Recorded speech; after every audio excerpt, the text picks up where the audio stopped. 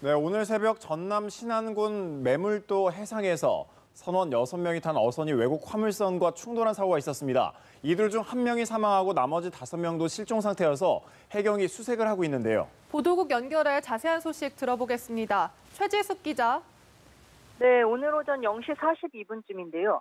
신안군 흑산면 매물도 북서쪽 9.6km 해상에서 선원 6명이 탄 어선 2007 연흥호가 탄자니아 선정 냉동 운반선과 충돌해 뒤집혔습니다. 사고 50분 뒤인 오전 1시 30분쯤 민간 어선이 연흥호 승선원 1명을 구조했지만 이미 호흡과 맥박이 없는 상태로 발견돼 심폐소생술에도 끝내 숨졌습니다. 나머지 5명의 선원들은 아직 발견되지 않고 있습니다. 사고를 접수한 목포해경 경비함이 오전 1시 34분쯤 현장에 도착해 뒤집힌 선체를 확인하고 인근 수색과 함께 1시 53분쯤부터 잠수 요원들을 투입해 수중 수색을 병행하고 있습니다. 해경은 경비함정과 항공기 등을 현장에 급파했고 해군과 민간 어선들도 동원돼 인근을 샅샅이 뒤지고 있습니다. 밤새 조명탄 75발을 투하하며 집중 수색을 펼쳤지만 안타깝게도 구조 소식은 들리지 않았는데요. 날이 밝으며 구조 작업이 더 활기를 띨 것으로 기대하고 있습니다. 연흥호는 이미 0시 37분쯤 신호가 사라져 진도연안관제센터에서 사고를 감지하고 화물선에 연락을 취해 충돌 사실을 확인했습니다. 탄자니아 냉동 운반선은 498톤이어서 15톤 어선인 연흥호가 순식간에 뒤집히며 승선원들이 전원 바다에 빠진 것으로 보입니다. 사고 소식을 접한 이낙연 국무총리는 가능한 모든 장비와 인력을 동원해 인명구조와 실종자 수색에 최선을 다하라고 지시했습니다. 새로운 소식 들어오는 대로 또 전달드리겠습니다. 보도국에서 전해드렸습니다. 네, 정의용 청와대 국가안보실장이 비밀리에 미국 워싱턴 DC를 방문했습니다. 정 실장은 현지 시간으로 어제 오전 워싱턴 DC 인근의 덜레스 공항으로 입국했다고 복수의 소식통은 전했습니다. 방미 일정은 공개되지 않았지만 존 볼턴 백악관 국가안보회의 보좌관과 만나 한 라인을 구축하려는 목적인 것으로 알려졌습니다. 청와대 안보실은 그동안 미 NSC 측에 볼턴 보좌관을 가능한 빨리 만나고 싶다는 의사를 밝혀온 것으로 전해졌습니다. 북한이 어제 예정대로 최고인민회의 제13기 6차 회의를 개최한 것으로 보이지만 관련 보도는 하지 않고 있습니다. 조선중앙TV는 김정은 노동당 위원장의 국가 최고 수위 추대를 기념하는 중앙보고대회를 방영했지만 최고인민회의 소식은 전하지 않았습니다. 이에 따라 북한이 중요한 조치 결정으로 발표문을 조정하느라 보도를 늦췄거나 아니면 회의를 이틀로 연장했을 수 있다는 관측이 제기됩니다. 회의는 김 위원장의 국제관계 방침, 대응 방향과 관련해 입법 조치가 나올 수 있다는 점, 국가직 후속 인사가 단행될 수 있다는 점에서 주목받았습니다. 네, 문재인 대통령은 고노다로 일본 외무상을 접견하고 한반도 비핵화를 위해 양국이 긴밀하게 협력하기로 했습니다. 문 대통령은 한반도 평화정착 목표 달성을 위해 일본이 건설적인 역할을 해달라고 당부했습니다. 성승환 기자의 보도입니다. 청와대에서 고노다로 일본 외무상을 접견한 문재인 대통령은 한일 양국의 긴밀한 소통과 협력을 강조했습니다. 지금 남북 정상회담과 또 북미 정상회담을 앞두고 있고 또 한중일 삼국 회담도 앞두고 있는 그런 시기여서 한일 양국 간의 긴밀한 소통과 협력이 어느 때보다 중요한 시기라고 봅니다. 이어 한반도 비핵화와 항구적 평화 정착이라는 목표 달성을 위해 일본이 건설적 역할을 해줄 것을 당부했습니다. 고노 외무상은 일본도 두 정상회담의 성공적 개최를 기대한다며 한국이 주도적 역할을 해온 것에 경의를 표한다고 화답했습니다. 日韓そして日韓米の連携を深めてこの非核化の実現に努力をしてまいりたいと思います。 접견에서는 북한의 일본인 납치자 문제도 논의됐습니다. 고노 외무상은 납치자 문제 해결에 한국 정부가 협력해 줄 것을 기대한다고 말했고 문 대통령은 납치 문제를 포함해 북일 간 현안 해결과 관계 개선을 위해 양국이 지속적으로 협력해 나가자고 말했습니다.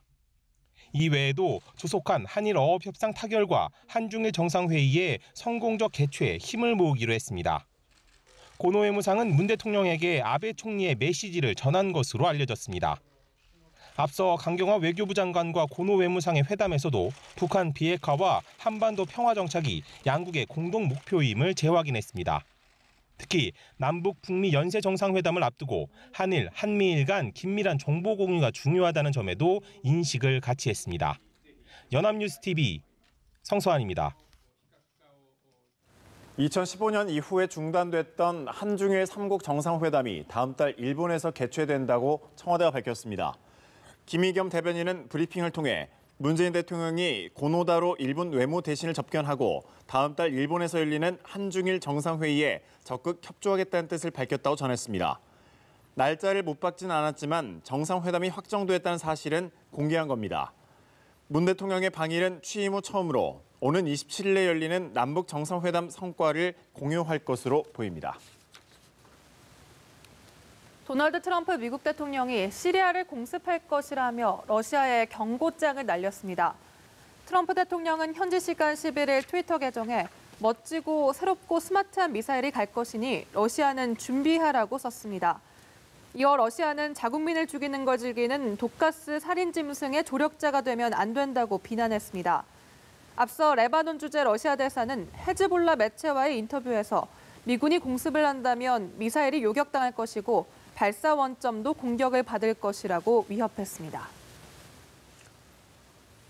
네, 의원 시절 외유성 해외 출장 의혹을 받는 김기식 금융감독원장이 검찰에 고발되면서 법적 처벌이 가능할지도 관심사입니다. 직무 관련성, 즉 대가성이 있느냐가 관건인데 과거 비슷한 사건에서 법원의 판단은 어땠을까요? 김민혜 기자가 알려드립니다.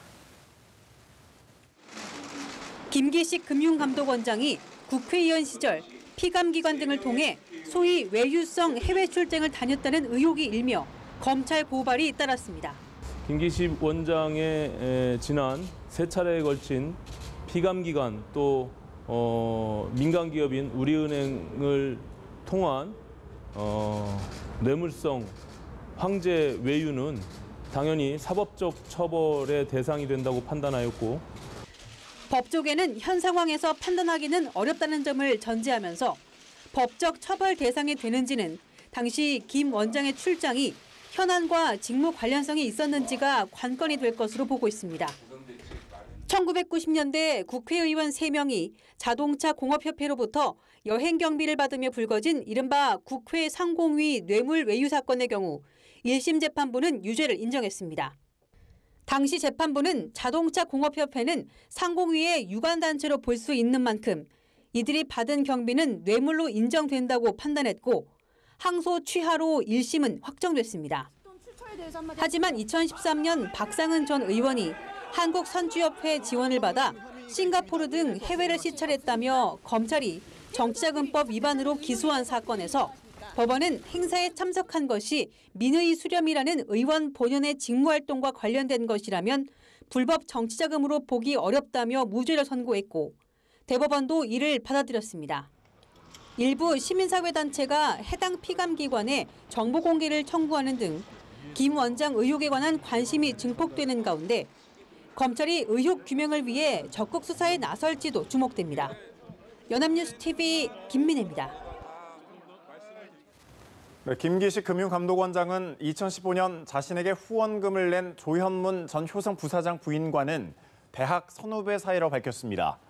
김 원장은 어제 출근길에 기자들과 만나 의원 시절 조 전 부사장 부인 이모 씨로부터 최고 후원 한도인 500만 원을 받은 데에 대해서 이같이 설명했습니다. 김 원장과 조 전 부사장은 서울대 인류학과를 나왔고 이모 씨는 서울대 불어불문학과를 나와 외교부에 근무한 바 있습니다. 김 원장은 후원금을 받은 5개월 뒤 국정감사에서 조 전 부사장과 분쟁을 벌였던 효성에 대해 분식회계 조사를 요구한 것과 관련해 당시 여러 의원들이 질의했던 사안이라고 해명했습니다. 서울 서부지검은 피감독자 간음과 강제추행, 업무상 위력에 의한 추행 혐의로 안희정 전 충남지사를 불구속 기소했습니다. 안 전 지사는 지난해 7월부터 지난 2월까지 외국 출장지와 서울 등에서 여비서인 김지은 씨를 성폭행하고 수차례 성추행한 혐의를 받고 있습니다. 검찰 관계자는 피해자의 진술이 일관되고 병원 진료 내역과 심리 분석 결과 등을 종합하면 범죄 사실이 인정된다고 판단했다고 밝혔습니다. 검찰은 두 번째 고소인인 더 좋은 민주주의 연구소 여직원과 관련된 혐의는 고소 사실과 일치하지 않는 정황이 있어 증거 불충분으로 불기소 처분했습니다.